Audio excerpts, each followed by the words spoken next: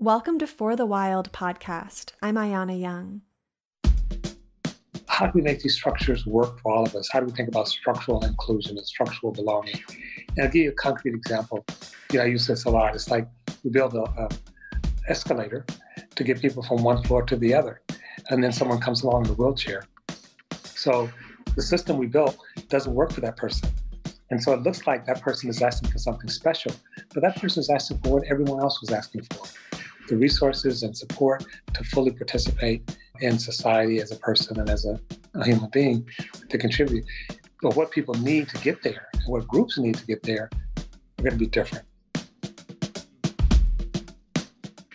Today we are speaking with John A. Powell. John is the director of the Haas Institute for a Fair and Inclusive Society and professor of law, African American and Ethnic Studies at the University of California, Berkeley. He was previously the executive director at the Kirwan Institute for the Study of Race and Ethnicity at The Ohio State University and the Institute for Race and Poverty at the University of Minnesota. Prior to that, John was the national legal director of the American Civil Liberties Union. He is a co-founder of the Poverty and Race Research Action Council and serves on the board of several national and international organizations. John led the development of an opportunity-based model that connects affordable housing to education, healthcare, and employment, and is well known for his work developing the frameworks of targeted universalism and other and belonging to effect equity-based interventions. John has taught at numerous law schools, including Harvard and Columbia University. His latest book is Racing to Justice, Transforming Our Concepts of Self and Other to Build an Inclusive Society. Well, John, thank you so much for joining us today on For the Wild podcast. This is a real treat for so many of us on the team that have been really looking forward to this conversation. Well, thanks for having me. Thanks for doing this. So what I've been learning is that much of your work focuses on the acts and practices of othering and belonging. So I'm hoping to ease ourselves into this conversation. You could begin by clarifying the terminology of othering and belonging, and then more specifically, speak to the difference between othering at a personal or individual level versus at the institutional level or through structures of power. Well, thanks for the question. So othering is any practice that denies someone their full humanity and their dignity. So it's based on the assumption that either we're better than certain people or certain people are irrelevant. And at its extreme, it also suggests some people are dangerous. And so when we believe that the other is somehow a threat to our way of life, who we are, our economy, that's an extreme form of othering. And out of that oftentimes comes violence. So the thing about othering, which is both interesting and useful, is that it applies across the board. So you're looking at race, gender, sexual orientation, disability, religion, and many others. When you other it at an individual level, and all of us have some slight where we go to a party and we're dressed wrong, or someone doesn't like the fact that we're vegetarian or not vegetarian. Those are individual. And you kind of sort of walk away from them. In a sense, they're transitory. It's like a taxi driver, Uber driver didn't say hello, right? But when it's institutional, it's ongoing, and there's a power differential. So when you think about if someone slights me, that's one thing. If someone doesn't give me a loan to buy a house, the implications are much greater. If someone doesn't return my phone call, that's one thing. But if the police grab me in the middle of the street, it's quite different. So we live in institutions, and most of us don't have that much contact with other people. But we do have a lot of contact with institutions. And so much of the arrangement of othering in the United States, at least until recently, has been through institutions. There's also interpersonal, and there's also the intrapersonal, which is that there's at times we other aspects of ourselves. And so there may be a part of myself that I don't acknowledge, or if I do acknowledge, I beat up on it, maybe appropriately because I'm trying to change. But it's a problem when we don't see the full humanity of full life expression across the board. And I oftentimes say the intervention for othering is not saming. So some people go from, well, no, we're all just human beings. We're all human beings. I wouldn't say we're just human beings. We have we're symbolic animals. We're spiritual animals. We're animals, but we're spiritual and symbolic. And the symbols we organize around are not all the same, and they're important to us. So the Jewish religion just celebrated Seder. Many of us don't know what Seder even means. And so part of belonging and really seeing people requires actually also seeing their differences. And the differences may not be categorical. That is, we're born with them and they shift, but we do have differences. And so to really counter othering and embrace belonging, we have to also acknowledge that people have differences. So the creation of the United States and the concept of America or American has historically relied on the process of othering in order to define itself. However, some might point out that this is much more visible in the presence of the current administration. And you've pointed out that globally, ethnonationalism, for example, is on the rise, which leads me to think about how in the aftermath of Trump's inauguration, many were quick to hone in on economic disenfranchisement as the catalyst for his success. But this conclusion fails to take into account the global rise of many Trump-like figures and ethno-nationalist groups. So I'm wondering if you could speak to this period of global anxiety and perhaps how othering engages with, but also acts separate from economic change. Sure. There are many things that are causing both dislocation in our society and our world today. And there's issues around economy, but I would argue that broadly speaking, we what I call 4 tracks. 1, climate change. 2, technology. 3, globalization. And 4, demographics. Could add economics in there, but I don't think it's necessary. These dynamics are happening all over the world. That is globalization, climate change, demographic concern, and technology. So when we're exposed to a lot of change, it actually creates anxiety at the biological level. That's true for any mammal. So if you take any mammal and change their environment a lot, it puts stress or anxiety onto their system. And because we're symbolic animals, we actually live in stories. And so when this anxiety starts happening, we don't know how to react to it until we have a story. And there are 2 dominant stories. One is what I call a bridging story. One is what I call a breaking story. And a breaking story, and they're usually told by the leadership of a movement or a country, someone that people look up to. People can't figure this out all on their own. And so the breaking story is that these changes are threatening, and particularly the change, demographic change or possible demographic change. And one of the responses is, we're going to stop this change. We're going to stop the demographics. We're going to restore safety. The world is scary, there's uncertainty. So you literally want authority. You want someone who's authoritative, who can say without questions that things are going to be okay. And so that's a lot of what's happening around the world, that the whole world is experiencing globalization, technology, the environment, and concerned about demographics. The whole world is not experiencing economic crisis. In fact, the United States, in some measures, not experiencing economic crisis. It's experiencing inequality crisis, but not an economic crisis. Economy, by most measures, is doing quite well, and was doing quite well during 2016 election. Also, if you look at the data, the people who voted for Trump, the white upper middle class, Trump's base was very white, but the white upper middle class voted for him. So it wasn't just high school dropouts or poor people. And it's almost across the board. White women voted for him, white millennials voted for him. He tapped into deep, profound white anxiety. And that's not the only anxiety there is, but he tapped into that. In that white anxiety is also anxiety about not just the changing demographics, but people reflectively think of this as a Christian country. And so it's like, well, there are other Muslims. And again, so the breaking story, those people are direct to you. The bridging story would be, yes, the world is changing, technology is changing, but you're going to have a place in it. Your life's going to have meaning in it. You're going to be okay. And we bridge with people by listening to their dreams, also by listening to their suffering, And through that, we experience a shared humanity. And before Trump, a lot of the breaking was strategic but subliminal. So for example, George Bush talked about Willie Horton, or Ronald Reagan talked about the welfare queen. Everyone sort of knew they were talking about Black people, but what Trump does is he doesn't talk about just people. He talks about those people coming from the border. It's a central part of his thing. He actually attacks Muslims.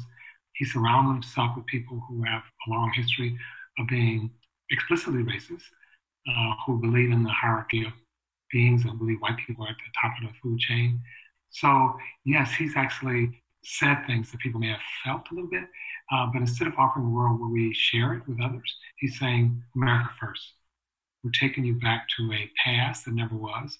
And this past is implicitly when white people, when there weren't many people of color, when there wasn't a Barack Obama. And in a sense, this past never existed. This never was a white country. There were Native people here when the Spanish or Columbus landed. So the point is that these are stories, and we live in stories, and it's not just reflecting what we're experiencing, it helps shape what we experience and who we are. Thinking about Trump and the specificities of our country and culture, I'm especially attuned to the power of language when it comes to both the act of othering and the rise of fascism. All dictators understand the weight of words in shaping our understanding and perception of reality, or perhaps non-reality.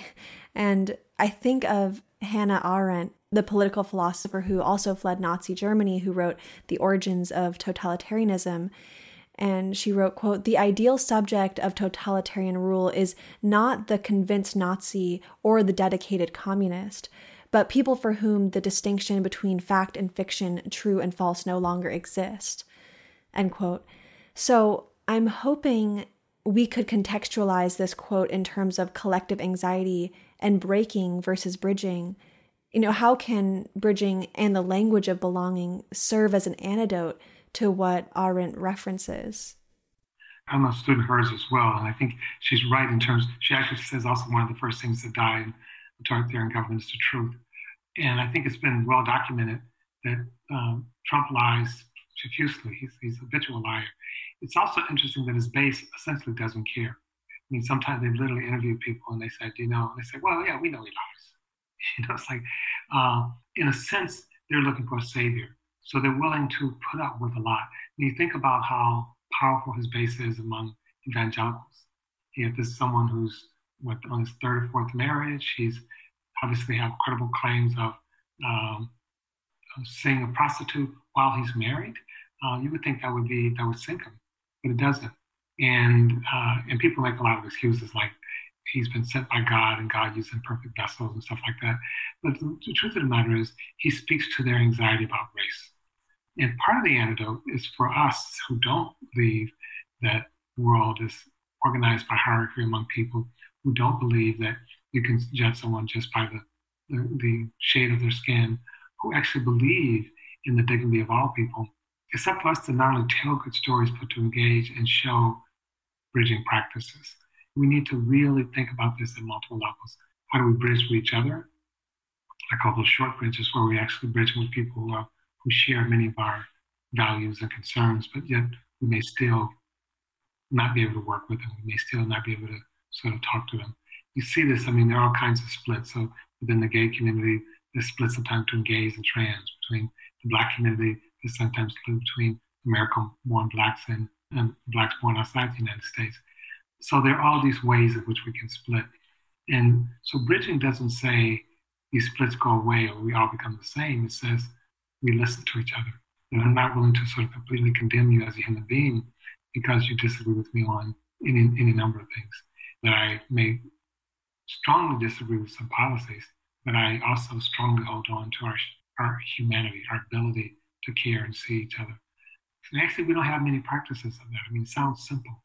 And you can do this at an individual level, but you can also do it at a national level or an international level. You can say to people, so for example, in Canada, half immigrants come, have 1% a year, 1% of their population a year are new immigrants.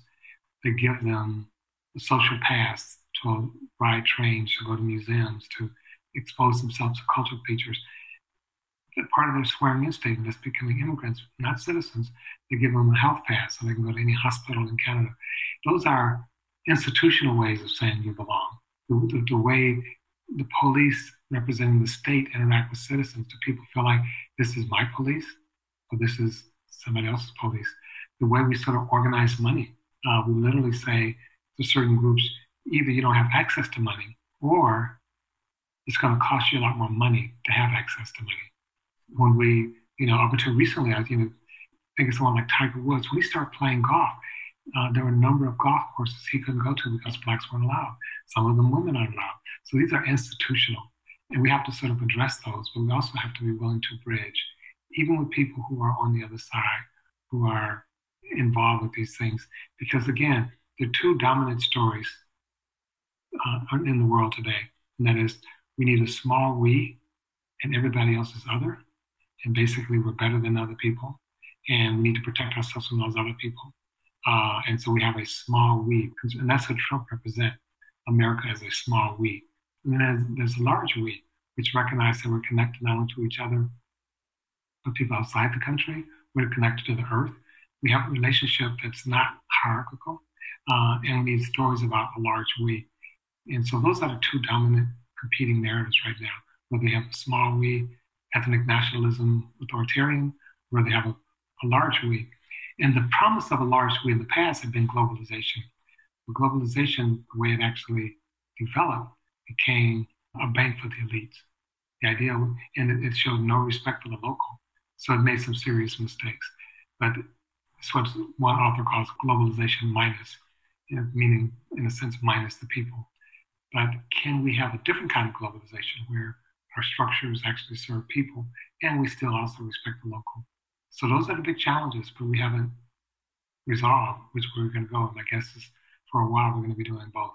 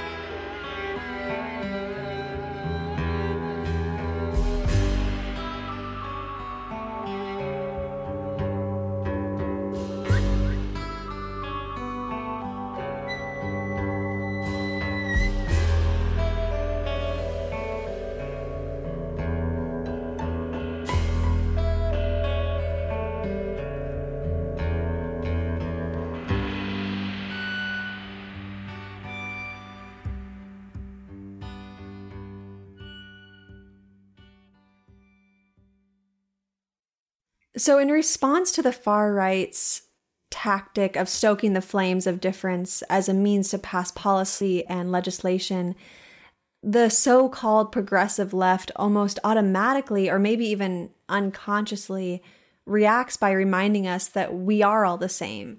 But you point out this notion of saming, and you've mentioned it in this conversation so far, can in many ways be just as detrimental, or at the very least is not a long-term solution. So how does saming bypass the necessary and transformative practice of bridging? Well, it's a very good question. And I think the left is probably traditionally more likely to embrace the idea of saming. And, it starts off with the notion of color blindness, but it could be anything, gender blindness, ability blindness. And at least some of it comes from maybe a decent impulse, like, we shouldn't see, race shouldn't be important, gender shouldn't be important. But the operative word is shouldn't be, because it is important. And we know both at the conscious and unconscious level, most Americans, even quote unquote white Americans who grew up in all white areas, are obsessed with race. Think about it at the unconscious level all the time. One of the first things the unconscious does when it meets a person is categorize them by race, faster than the conscious can even come online. And it not just categorize, it actually affects our behavior. And so part of the problem, you think about Black Lives Matter, when people say all lives matter. And the answer is, of course, all lives matter, but all lives are not being shot down by the police. As far as I know, in the last several years, there hasn't been one white person who complained they were shot because they were white. We have this notion of hate crime, which says if everybody was the same in every situation, we wouldn't have hate crimes. But when you hurt someone because of their sexual orientation, it's a double hurt. It's the hurt, the physical hurt, and it's also the emotional and psychological hurt.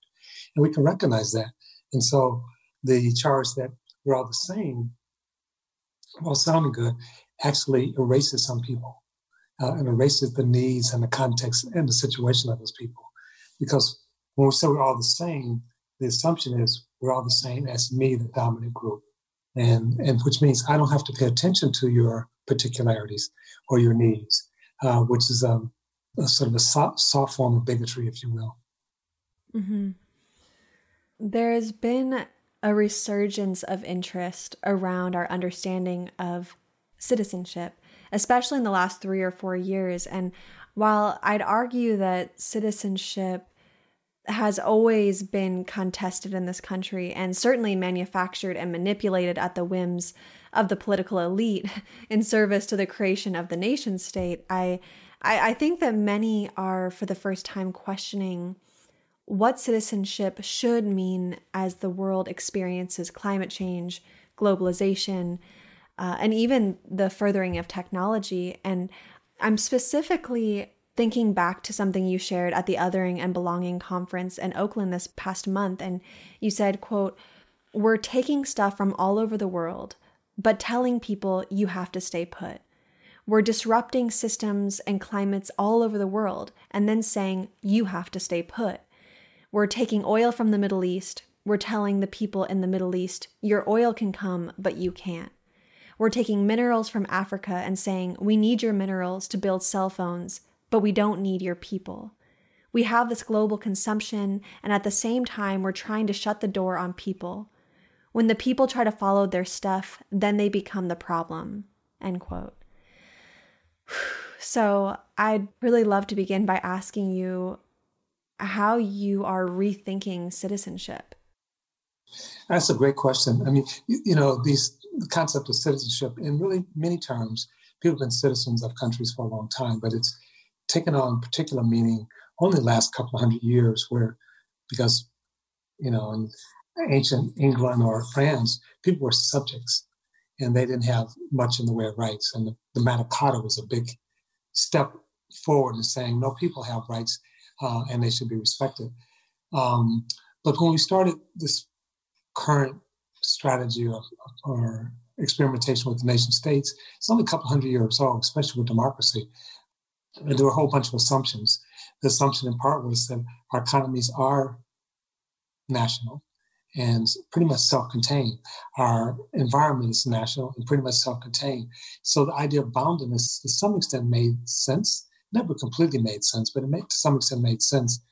But as we sort of came further and further into the 19th and 20th century and then 21st century, we started recognizing that not only do people move, but products move, and that's a good thing. If you think about human beings, if we didn't move, we'd all still be in East Africa.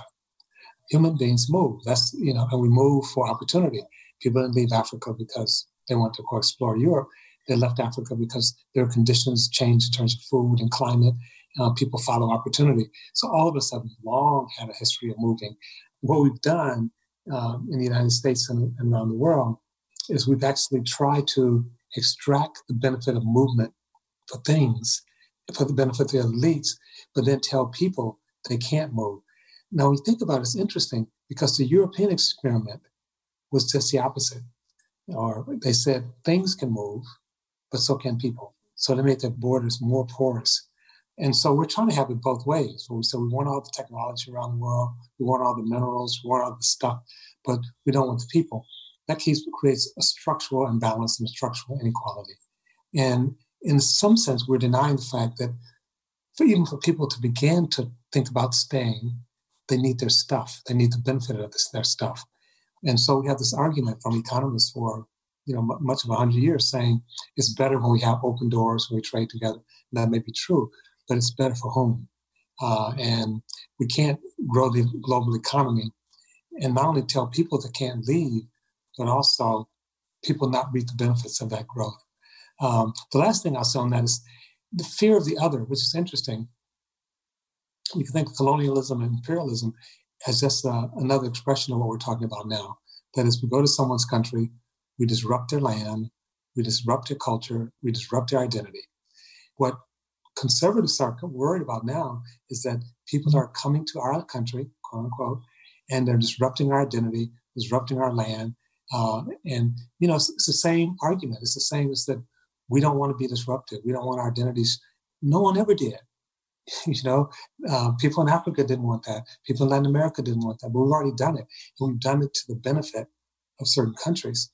So the concern, to some extent, makes sense that people are feeling anxious about all the change. The solution, though, is not a real solution. The dynamics that's creating that disability or that disequilibrium is going to continue even if we were capable of building borders, even if we were capable of building walls. So part of the thing is we need a new way of thinking about citizenship.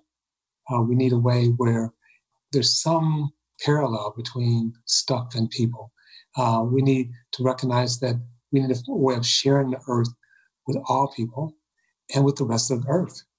And it's not the United States has this corner. I mean, we have bases literally all over the world. We sort of see the world as our playground. And then it's yet we have this idea that, and under Trump at least, America is only for really white Europeans. Mm-hmm, mm-hmm.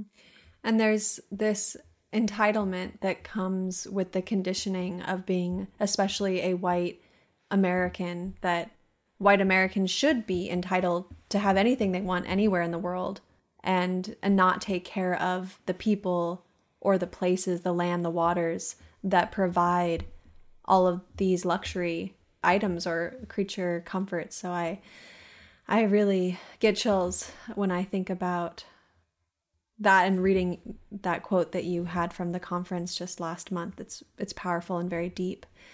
Well, I'd like to transition into a conversation around identity politics and the short-sightedness of those who refuse to engage with the role of identity, specifically the it's not race, it's class argument.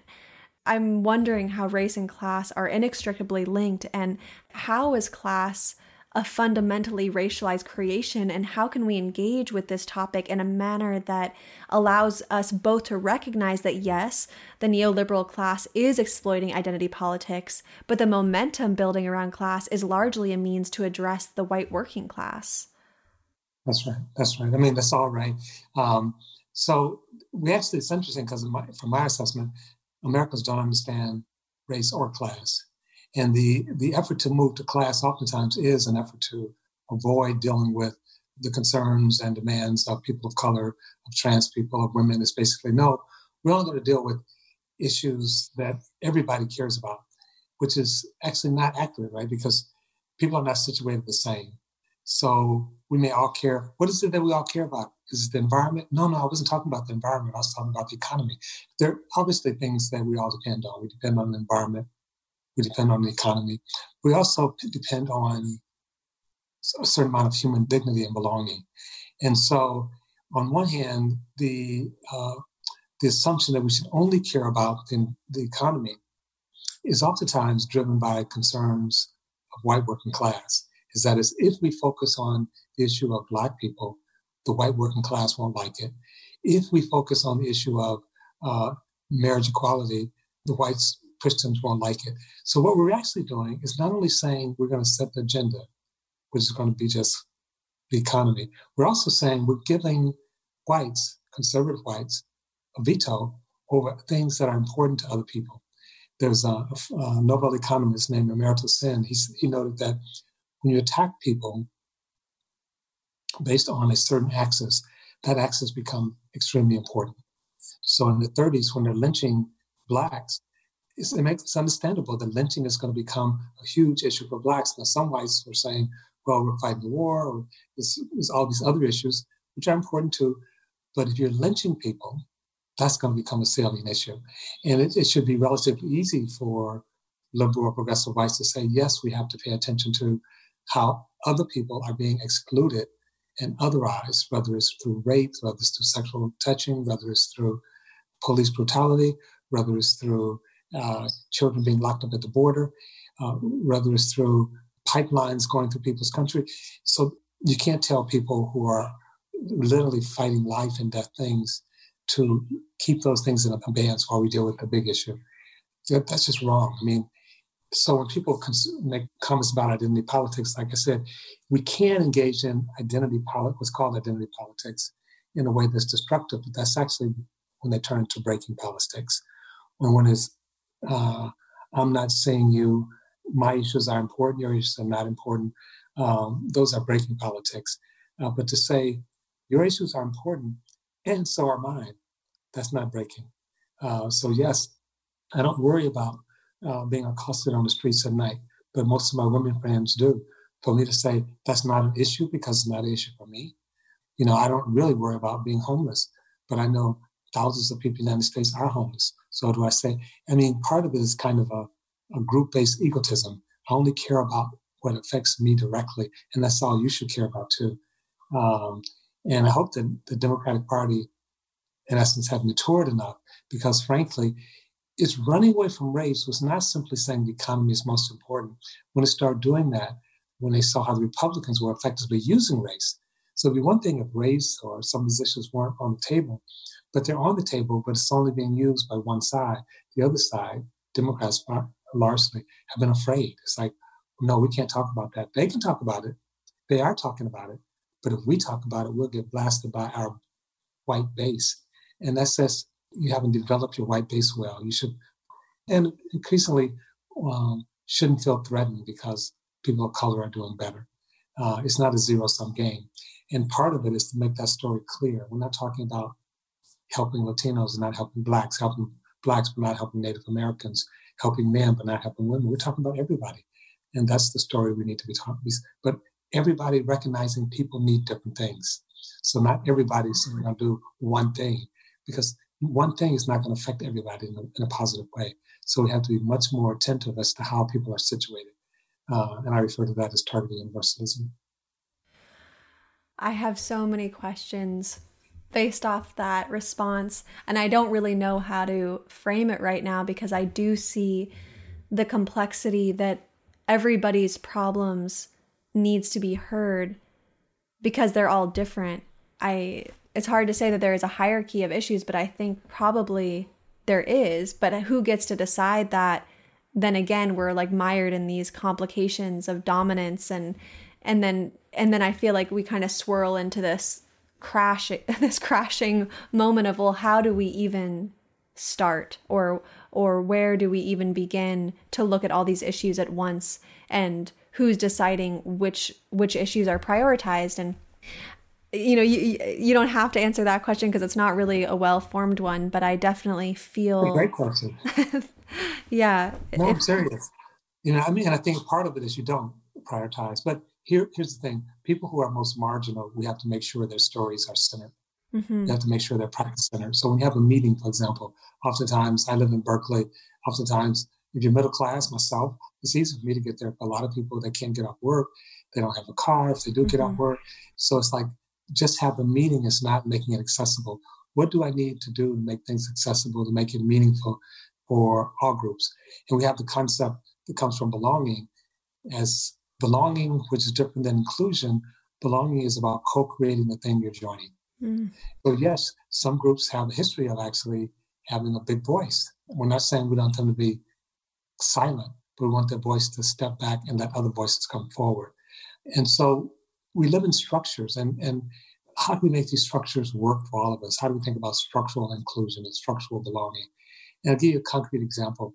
You know, I use this a lot. It's like we build an escalator to get people from one floor to the other. and then someone comes along in a wheelchair. So the system we built doesn't work for that person. And so it looks like that person is asking for something special, but that person is asking for what everyone else was asking for, the resources and support to fully participate in society as a person and as a human being to contribute. But what people need to get there and what groups need to get there are going to be different. And so there's not an absolute priority, but there is recognizing that some people are more on the edge than others. And in some ways, it's not even issues. It is issues, but it really starts with respecting our human dignity. Once I really respect and care about people, then they'll tell me what they need. And you know, but if I'm saying those people don't count or those people aren't visible, that becomes a priority. When we change the structure, oftentimes, if we change for the most marginal, everybody else benefits. Think of curb cuts. My friend Angela Blackwell talks about this a lot. Curb cuts was for people largely in wheelchairs. But if you have a roller bag and you catch a plane, or if you have a baby stroller, use curb cuts. If you have a scooter, use curb cuts. So oftentimes when you change the structure for the most marginal, it also benefits everybody else along the way.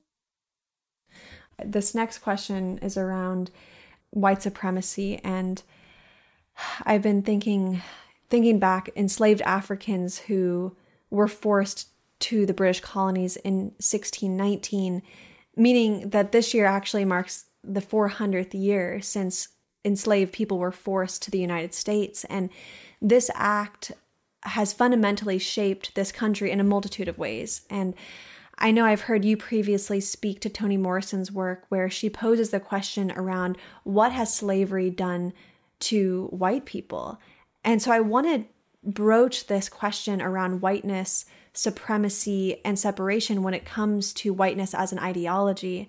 And I'm simultaneously thinking about the invisibility, privilege, and torment of whiteness. You know, I think of privilege in the benefits white people reap in our racial system, invisibility in its assumed status as the norm, and torment in the inherent perversion that comes from benefiting from a system of dehumanization. And so I know this is a huge question, but I'm hoping to ask you to speak to the necessity of a different sense of understanding of whiteness and how that is a part of liberating us from ideologies of dominance and hierarchy. No, it's a great question. A couple of things. I would assert that a lot of the ideology of dominance comes from anxiety and fear. And so part of it is to think about what is the underlying anxiety and fear. And I would say whiteness as an ideology has all these apparent benefits, but it actually has all of these problems associated with it as well.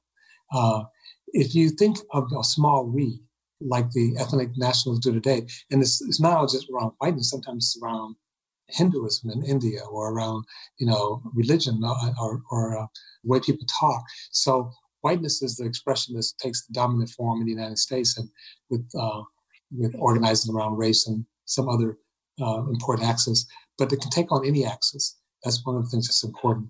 But when you have an axis where you have a small we, and associated with that oftentimes is this claim that the we is pure. Now think about that.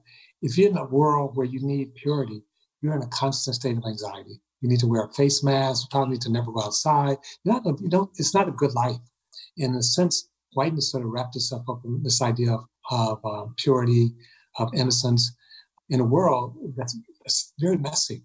And so what do you do in a world that's messy when you need order, when you need a particular order? You move to dominance. But the world never quite behaves, and people never quite behave, which means your anxiety about the world being out of control is even more anxious. And it was recently a study on anxiety, and it found America, the industrially advanced countries, was one of the most anxious, unhappy countries on earth. So we all know about now the stuff about the increase in white suicide. So a friend of mine, David Roediger, wrote a book called Wages of Whiteness, playing off of W.B. Du Bois. And I've been saying to David, he needs to write a new book called The Declining Wages of Whiteness, because the benefits associated with whiteness is actually, I think, in fairly steep decline, and it should be. But the burden is ascending and the benefit is declining. And and it shows up in some ways in terms of white anxiety. It's like, yes, the world of white dominance is slipping away. It should slip away, not slip away. We should send it out with a big party. But here's the thing, what will take its place? And I would say white culture in the United States and England, but even more, doesn't have much experience. England has more experience, having lost its colonies, of what it means to be white and not dominate, what it means to be white and be a co-partner with the rest of the earth. Whiteness has not meant that. And so part of it is that, can we have a new expression, a new story where no group is dominating? Because this is not trading one group for the other. We're not saying whites step back and now people of color are going to dominate. We're not saying men step back now, women are going to dominate. We're saying, can we actually imagine a society, a world where we're not dominating? We're not dominating each other. We're not dominating nature. We're trying to dominate nature. And the jury's out. But we've had some positive experiences. The EU was an effort in that way. Someone said the EU could be thought of nations who've given up the idea of global domination. Okay, for hundreds of years, English and French and Spanish all sort of went around the world trying to figure out who the world belonged to among the three of them, right? As opposed to belong to all the people who live on it. And they had various success. England had the most success, but that success, if you want to call it that, is over. And so the role of the elite is important in this discussion, because white supremacy or white privilege has always actually been a misnomer in some respects. It's only, you could say, a privilege and supreme in relationship to people of color. That may sound obvious, but it's not privilege and supremacy in relationship to the elites. In fact, pretty clear the elites consider themselves better than what is called the middle stratum. So what we actually call white people are the middle stratum. And that stratum is being squeezed and should be squeezed. That stratum has been reluctant to identify and work with the people at the very bottom, and aspire to be part of the top. So that's the thing we also have to break, that aspiration. It's like, no, we got to actually challenge the top itself, and we have to build a society which all people belong without people being dominated. Now, the good news is a number of whites indicate in some social science research that's where they're leaning. But we don't have a story, we don't have a practice. The numbers are probably around 35, 40%. But how do we get those numbers up? How do we actually institutionalize that? How do we actually make it real? So we have, a future where we all belong.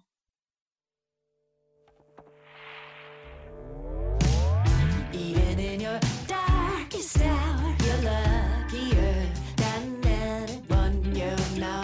Better not catch you complaining, girl. You know there's a lot of ways this could go. Let's think that this whole world is more hot air. Yeah, more hot air does blow. Better make a grateful sound and back it up with a grateful soul. Young, no dumb am I. Seen a few people die. Seen a few people living in a way that's giving off life. I look to my left, I look to my right. I have to admit, it's terrifying, terrifying, terrifying sight. I know that these conversations are more often than not uncomfortable, especially because white people are not taught to or forced to talk about race. And so there's a lot of white fragility that can come up for people. And additionally, the conversations that are happening and the narratives presented in the mainstream refuse to confront the structure and the systems that perpetuate white supremacy. So I'd like to ask you both the importance and necessity of being uncomfortable, and then how we can contribute and create conversations that confront structural racism and the reality that we are a country that has and continues to devalue life in so many ways. Right. No, I completely agree.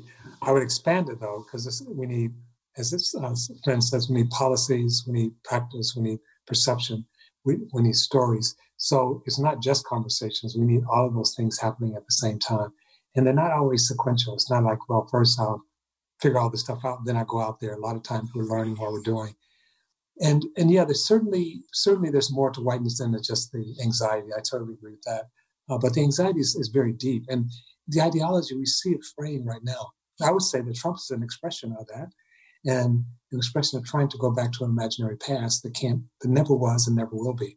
So when that fails, and it will fail in such a way that it destroys the whole planet? Will there be a war? Can there be a soft landing? I don't know. In terms of being uncomfortable, two things. There's a study symbol that people use where you have three concentric circles. In the inner circle is complete calm and relaxation. And the next circle, the middle circle, there's some tension, anxiety, discomfort. In the third circle, there's complete panic and anxiety. And what the gist of it is, the generative circle is the middle circle. We're completely at ease, which we need at times, to recharge our body, to heal. But then we need to get back out there and learn. If you go to the gym and you never push yourself so that you have any discomfort, it's going to be a long process of getting in shape. So part of it is to have some tension, some discomfort, but enough that you're, again, using a sports or physical analogy, you push your body, but as you push it too much, you rip the muscles. So you want to, in a sense, control stress. You want some tension, but you don't want it to be where the person is actually doing harm. So that's the balance we're trying to get. I often say, when people say we want a safe place, I say, but not too safe. You didn't come here to take a nap. But also there's a danger sometimes of people sort of turning on each other and thinking that to be uncomfortable, to essentially break, is a value in and of itself. That's a value of being real, and sometimes people defend it, I'm just being real, I'm just telling my story. And I say, we all have multiple stories, and we have to decide which one we're going to share and why we're sharing it. And so the goal is not to make people comfortable, but the goal should not be to attack people either. And I oftentimes say, be hard on structures and soft on people. And in terms of, I talk a lot to people all over the country, including white people, and I almost never start with white supremacy or even white privilege. I get to that, but I don't start there, because the way you get people into a conversation is you acknowledge their own anxieties and frustrations and suffering. So if I come and just sort of start talking to people about essentially what a rotten history they're part of, most of them are going to close up. And everybody is not symmetrical. There's a power imbalance, center of white pain, but everybody has pain. And the way you actually invite people into a conversation is to also acknowledge their pain without equating it to other people's pain. And so I think sometimes our desire to have these conversations means we rush too fast to, in a sense, not recognize someone else's sacred symbol, not recognize someone else's pain, and we want them to recognize ours. And that generally doesn't go well. Thinking about, your work with the Haas Institute at UC Berkeley, and it serves as a hub for organizers and policymakers and researchers to, quote, identify and eliminate the barriers to an inclusive, just, and sustainable society in order to create transformative change, end quote. And I saw that one issue that the Haas Institute devotes a significant amount of energy towards is that of creating new economic structures, not just economic inclusion. And that feels like a topic that is so central to so many conversations I've had on For the Wild podcast. So I'm curious to hear you speak on how it is possible to simultaneously incorporate systematically disenfranchised communities into the economic system while also navigating this understanding that we're moving into an era where we'll see mass ecological collapse due to that same economic system. So how do we foster economic well-being for communities, especially with the understanding that belonging is indeed impacted by economic structures, while ensuring we do not support the continuation of catastrophic capitalism? Well, again, another great question. Joseph Stiglitz basically said our current economic crisis is not economic, it's political. And by that he means we've made choices. There's no such thing as a free market. All markets are regulated and should be regulated. And they can be over-regulated, they can be under-regulated, they can be regulated badly, but they can't. I mean, without regulations, we don't have money. Money is only an agreement that comes from a regulation. Most people don't, remember that you have money in your pocket, you have a regulated part of the regulated economy in your pocket. And the question is, how do we actually make it work for everyone? And not just ultimately everyone in the United States, but everyone in the world. By some accounts, our current aspirations in terms of use of natural resources, the way we use natural resources in a sustainable way requires at least 1.5 planets. We only have one. So what happens to the 0.5? And that number is probably going up. And so part of it is to think about not just communities, but that's certainly important, but also think about the planet. And the fact that we have a growing number of billionaires is also problematic in the sense that oftentimes that money from not just individuals, but corporations distort the whole political economy, the lobbying. It's interesting when corporations were first stripped of their government credentials, because at the early part of the United States, corporations were an extension of the government. And then in the 1830s, they started moving away from that. And one of the first Supreme Court cases that dealt with that said, okay, we're going to create this space where government and corporations are separate. But corporations will never be able to influence the political structure. That was the Supreme Court saying that. And because they were saying even then, in the 1830s, we recognize that they're allowed to influence the political structure, they have unfair advantage. They have the concentration of money, a lot of which is not theirs. They live forever. They can be strategic in a different way. So you've actually it's like structuring a basketball team where one team has 2 players, the other has 6. And you say, go play ball. So corporations are not necessarily bad in of themselves, but the way we structure them is extremely problematic. We institutionalize greed and irresponsibility and lack of accountability, especially at the financial sector, especially when you look at what's coming out of Wall Street. So in some way, the credit market is even more ferocious than other markets. John, this has been such an incredible conversation, and I feel like I could speak with you for hours. If there's anything that hadn't been mentioned or asked by me that you want to make sure is mentioned at this time, please, the floor is yours. Well, I'll just say, first of all, thank you, and thank your audience. I will add one thing. Part of the anxiety that people are experiencing is not just a larger we, but also a new we. We're becoming new beings. That may sound odd, but if you look historically, who it means to be a person, what it means to be a person has continuously changed. When change happens at a rapid rate, you oftentimes have mass hysteria because people don't change easily. And you need something to help people with the change. Sometimes it's religion, sometimes it's a story, sometimes it's a practice. We're experiencing that on a global level right now. So what it means to be white, what it means to be Black, what it means to be gay, what it means to be an American, all those things are going to be renegotiated. And in a sense, Trump is trying to renegotiate them. He's saying what it means to be American is to be essentially racist, is to be xenophobic, is to be sexist. That's what being American means. Some people buy into that. We need not only an alternative vision. I would say, again, 15, 20 years from now, if people can reflect back, people will be different than they are now. Not just individually, but groups, and our relationships will be different. That's both scary, but it's also an incredible opportunity. So I think when I talk to my students about how do you become a bridge to this future, because the alternative future, where we break from each other, where we deny our interconnectedness, where we deny our relationship with each other and with the planet, means that we may not have a future.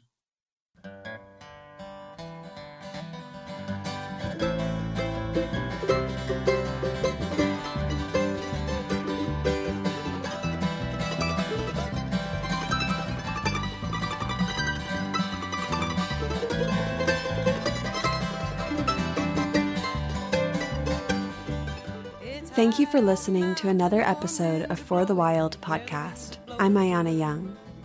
The music you heard today was from Ani DeFranco. I'd like to thank our podcast team, our podcast audio producer Andrew Storrs, our media researcher and writer Francesca Glassbell, social media coordinator Aaron Wise, Hannah Wilton, who is our guest coordinator, and Carter Lou McElroy, our music coordinator. drifting on the wind through the mountains like a